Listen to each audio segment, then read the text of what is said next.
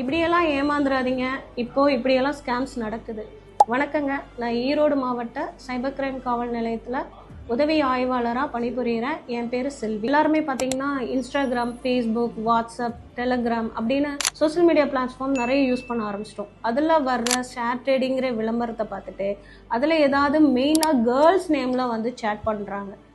இவ்வளோ ஷேர் பண்ணால், இவ்வளோ இன்வெஸ்ட் பண்ணால், இவ்வளோ சம்பாதிக்கலாம், நான் சம்பாதிச்சிருக்கேன் அப்படின்னு சொல்கிறத வச்சு தயவுசெய்து நம்பி அந்த மாதிரி எதுவும் ஏமாந்துடாதீங்க.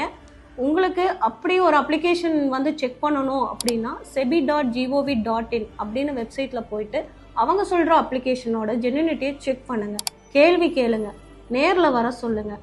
பணம் நீங்கள் லட்சக்கணக்கில் வந்து இன்வெஸ்ட் பண்ணுறீங்க அப்படிங்கும் போது நம்ம அட்லீஸ்ட் ஒரு 100 கேள்வியாவது கேட்கணும்.